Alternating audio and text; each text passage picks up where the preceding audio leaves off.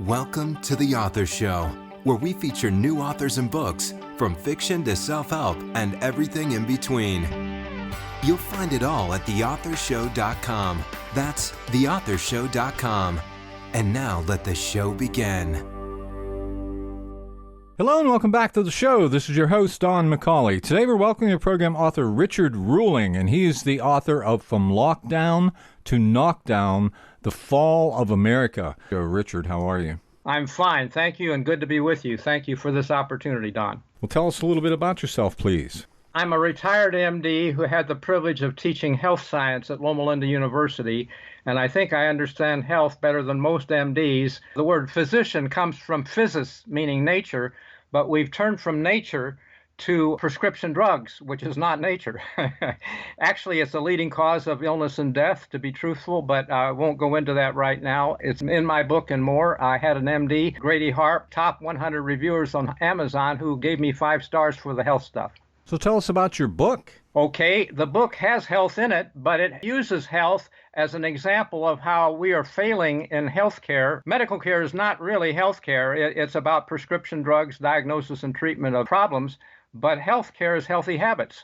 And if we do it right, we can add 10 years of life. And that's in the book, too. Going beyond, health is just one example of education and other systems that are failing in America.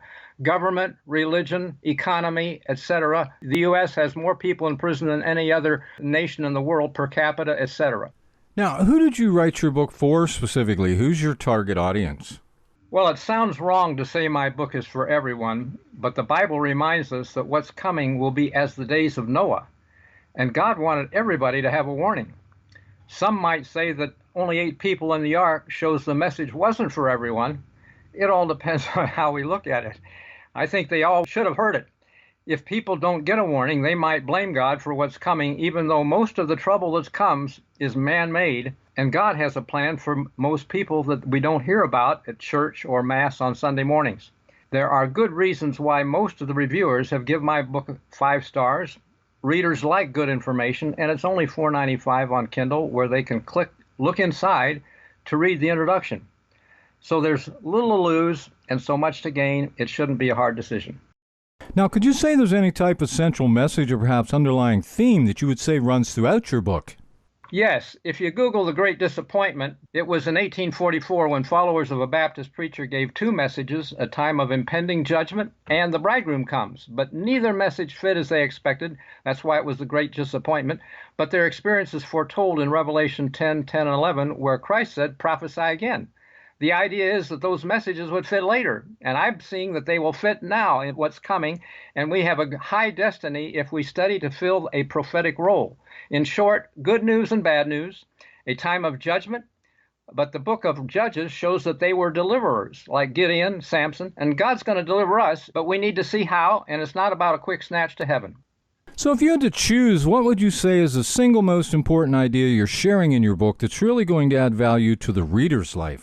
Well, marriage is a grand central theme in life. It tests our maturity, and a good marriage can mean great happiness, or it can be a disaster, depending on the choices we make. While Christians of all ages will be resurrected to be in the kingdom, Christ said the servant who is so doing when he comes can be ruler over all that he has, and the context is the wedding parable. The final generation has the opportunity of being the bride of Christ. Now, if you could compare your book with any book out there we might already be familiar with, which book would it be and why? There's not only a book, but a great movie that millions have seen, the 10 Commandments, and the book is Exodus.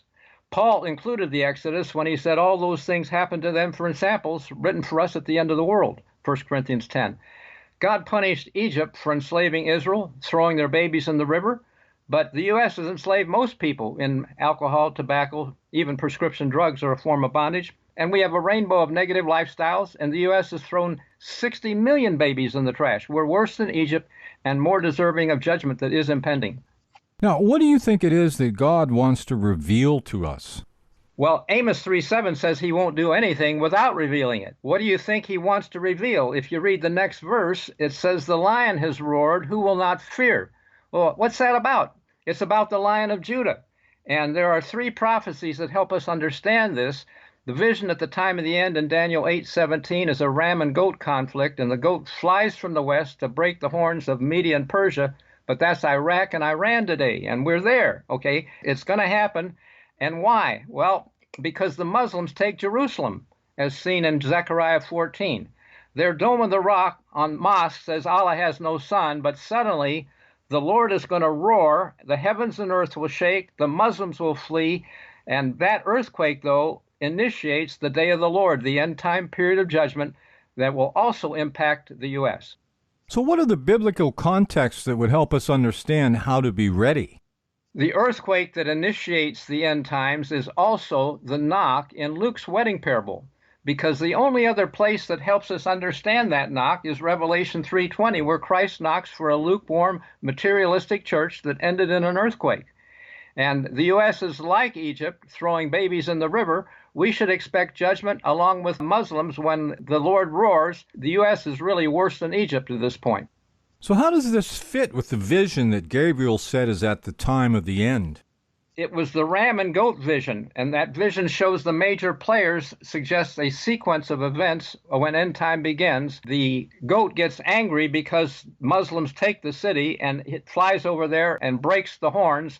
Iraq has already been broken, and Iran will be next. It's not about North Korea or some other minor player. From my perspective, it's not this year, but it's happening soon. Stay tuned. So where do the wedding messages fit with a time of impending judgment?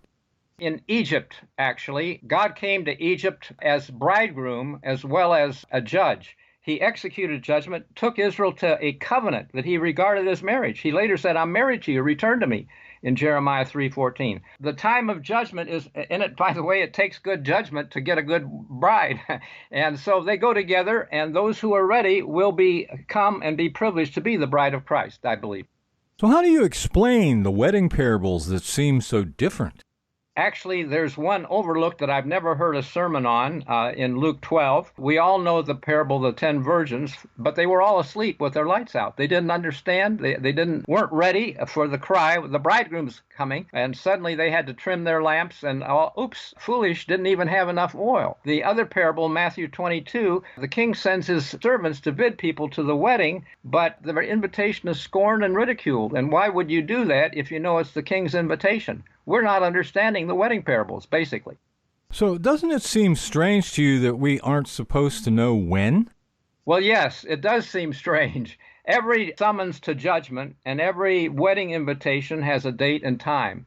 And I think we have misunderstood, bad translation, to say when Christ told disciples, you don't know or understand, we extrapolate that to us. We can never know, won't know, etc. Well, in reality, each time he said that, he gave examples from a 9/11 law, Numbers 9, verse 10 and 11, for Passover, time of judgment, a month later, as in the days of Noah. Or like a man traveling to a far country. Israelites didn't travel in winter, but if they took a long trip in the spring, they couldn't get back, and they were to keep it a month later, because Passover represented judgment, and we can't escape it. We all face it at some point. Those clues from Christ help us to realize there will be a judgment for Jews at Passover when Muslims take the city, but when the Lord roars from Jerusalem, I believe it'll be a month later, as the days of Noah, or like a man traveling to a far country, because Christ took the journey to heaven. He will return for judgment in harmony with his law. He said the law is in effect till heaven and earth pass, not one jot or tittle will pass from the law. So in your opinion, what should we do to be ready for what's coming? I believe from Luke 12 that he promises a huge blessing if we are watching when he knocks. And actually, it would be unfair for Christ to ask us or tell us to watch. The word means Gregorio, be awake, if there wasn't some specific time to be awake. We can't be awake every night. That's not a good health issue. Passover was the only night they did it. They did it in Egypt. They were to eat the Passover lamb and leave nothing till morning. Christ asked his disciples, watch with me. Couldn't you watch 1 hour? Well, we could do that, at least till midnight. That's when things happened. And I believe it was midnight in Egypt, too, when death fell on the Egyptians. I have learned that I'm not much better than the disciples. I fall asleep trying to pray. Review the closing scenes of Christ's life. Eat the lamb spiritually. Read the Bible or a good biography. We can stay awake, pray between chapters, and be ready for him when he comes on the eve of second Passover. That's as the days of Noah. Now, the Bible seems to give lots of signs. How do you explain them to make any sense? In 2015, there were a whole half dozen of signs, and when then nature. The sun will be darkened, moon turned to blood before the day of the Lord, but there was a rare solar eclipse followed by a blood moon on Passover, and before means panim, facing the day of the Lord. In other words, those are facing in the near future. When you see peace and safety, sudden destruction is coming. That was the Iran nuclear deal. Christ said, when you see an abomination standing where it ought not, in Mark 13, verse 14. Christians know that there was a new definition of marriage in the Supreme Court, standing where it ought not there, and the Pope was standing in Congress, ought not to be standing there to tell us how to run this country. All of those signs, I believe, were an 8-year warning like Joseph gave to Pharaoh. He said there's going to be 7 good years, and then 8th year famine is coming. 7 bad years after that, actually. He didn't use the word 8th. They were following the 7 good years. So do you have any perspective from the Bible on the COVID situation? Yes, I do. If you were to Google the word physicians, or not Google, but search a concordance online for physicians, plural, every reference to physicians is negative. Joseph asked the physicians to embalm his father when he died. Well, that tells you that they must be losing so many patients, they also do the embalming. Christ said the woman with an issue of blood spent all her money on the physicians, and she was no better. In Revelation 18, we find the word that Babylon is fallen come out of her, and by her sorceries, but the Greek word is pharmakia, that deceives all nations. Pharmacy deceives us. We think our symptoms are gone, but really they have not addressed the underlying issue, and we can still die early. There's a host of adverse drug reactions that could set in. Actually, medical care is the leading cause of death as well as illness, basically. So in your opinion, who should buy your book? Anyone who is serious about their faith and who wants to know more about what's coming than they hear on Sunday morning at the church. Do you have a website? I have a website, thefallofamerica.blog, and there is a blog on it that has news notes as well as just scroll down. I also have a website on Amazon.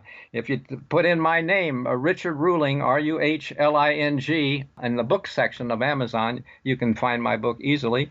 If you have Kindle, that's the preferred method, I think, and it's less than the price of a meal. So thank you for giving it a look. It's a meal for your mind. Well, this has been just great. Our guest today has been Richard Ruhling, and he is the author of From Lockdown to Knockdown, The Fall of America. Richard, thanks very much for being with us today. My privilege. God bless you, and thank you so much for the opportunity. This is Don McCauley wrapping up another edition of The Author Show. Go out there, buy the book today, and please share this interview with your friends so that they too have the opportunity to discover our guests and their work. The Author Show can be accessed at any time at theauthorshow.com. Selected interviews can also be found on major platforms like Amazon Fire TV, the Roku channel, iHeartRadio, Spotify, Amazon Music, and many more. And whether you're an author who would like to be featured or a reader in search of new books to read, The Author Show is a great place to start. Check us daily as we continue to introduce wonderful authors of very interesting books on The Author Show. Thanks for listening to The Author Show. Find out more about authors and their work at theauthorshow.com. Theauthorshow.com. Tune in next time to another great author on The Author Show.